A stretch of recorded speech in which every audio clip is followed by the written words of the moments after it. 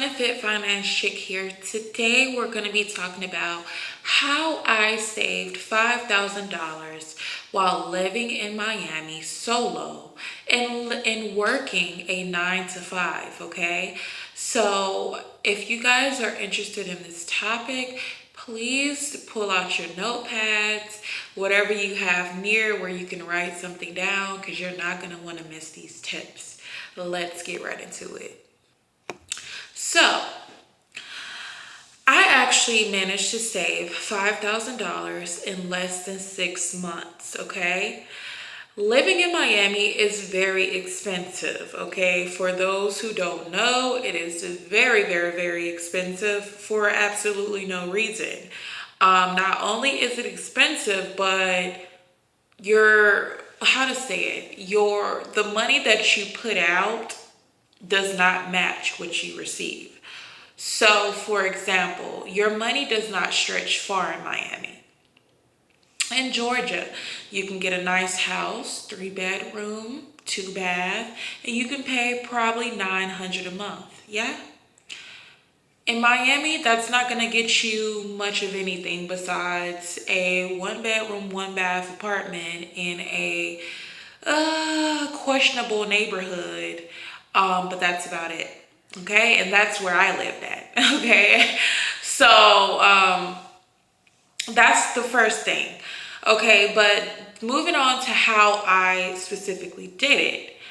A lot of times we think that we just aren't getting paid enough from our jobs. Okay. And granted, some of us have that problem where we're simply not being paid enough, but some of us are getting paid very decent at our jobs, but we have a spending problem.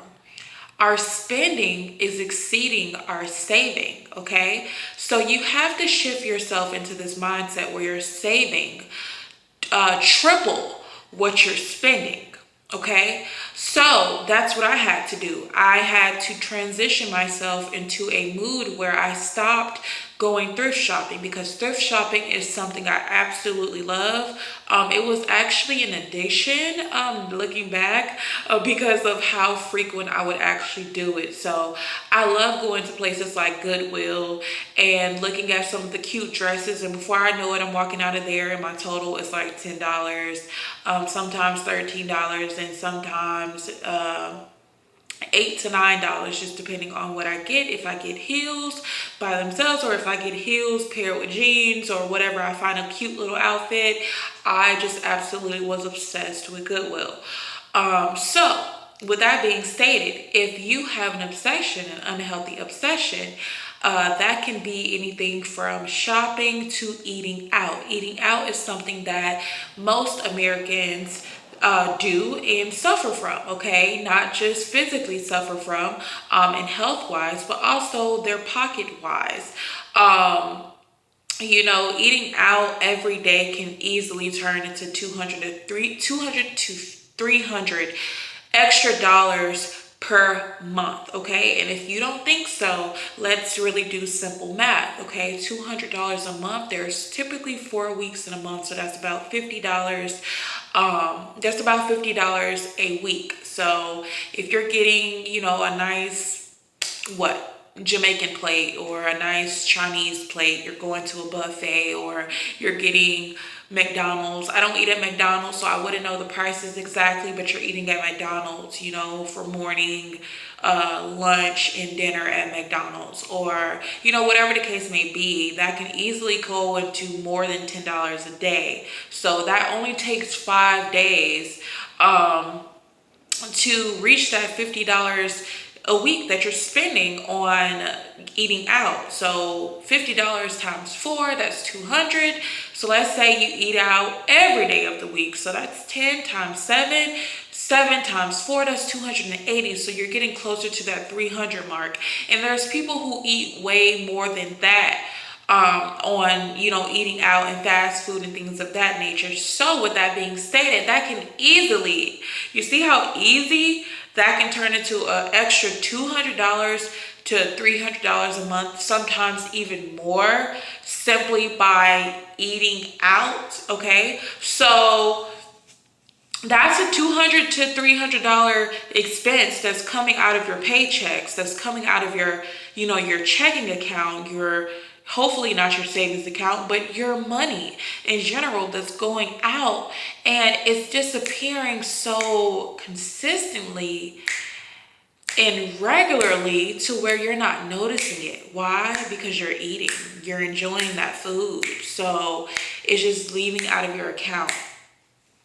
The same way with thrift shopping. I enjoyed it. I probably did it about 3 to 4 times a week. So even though my totals vary from $5 to $13 on each visit, let's just say as a median, let's just say $10. Okay, so I did that probably 3 to 4 times a week. That's $40. Let's say that's 10 times 4, that's $40. So 40 times 4, that's an extra $160 that's going out of my account. And I'm just like, oh my God, this job isn't paying me anything. But really, no, they are paying me very, very well. And they were paying me very, very well. It's just my spending sucked. So just imagine you're that person who shops often. You walk past the store, now you want to go in there and you end up walking out with something. We all know the people that go into a store for one thing and end up coming out with 3 or 4 things. That may be you who I'm talking to. So if you're that person, combined with eating out, that can easily transition into you spending close to 400 to 500 extra dollars a month. Money that you could be saving. 500 times 6, that's half of a year.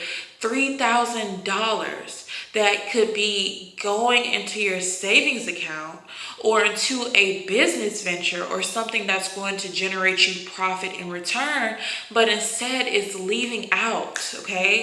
It's leaving out, okay? So you have to be mindful of your spending. Most Americans are not broke. We just have a severe spending problem where we are spending far more than we are saving. So as a rule that I did myself, which helped me to, which helped me to save $5,000 in really less than 6 months, but let's just say 6 months as the as the goal setter, that helped me to save that much is each paycheck that I was receiving, I was taking $500 out of my paycheck. Okay, I get paid very well. Well, I don't work there anymore, but I got paid very well, so I was able to do it. However, everyone does not have that leisure of taking out $500 out of each paycheck that they receive per month. But that's what I was doing. So I was taking out $1,000 a month and putting it into my savings. That's money that I would probably be spending on things that should not be being spent on. So that's what I was doing. So on top of my living expenses and my bills, that extra money I just had that I would be, going out, taking myself out on dates, eating out, walking into a store for one item, then ending up walking out the store with several other items. Going to Goodwill and thrift shopping, buying so many heels and cute dresses and stuff like that. And that's how I did it. So I started making sure I didn't care what excuse I came up with. I told myself no. Okay, this was very hard because oftentimes after I paid my bills and, put the $1,000 into my savings account, it left me with chump change, less than $200 to really move around with for my gas and for my credit card bills. And once that was taken out of that $200, I only had about $80 to $90 of just spending things on. So that spending things on included my groceries. That's how I had it broken down. So after I would buy my groceries, I am vegetarian, so after I would buy my groceries, I would only have about probably $40 to $50 just sitting in my checkings for the duration of 2 weeks until I got my next paycheck. But that's what it took to stack my savings severely in order for me to achieve this goal that I had set for that period.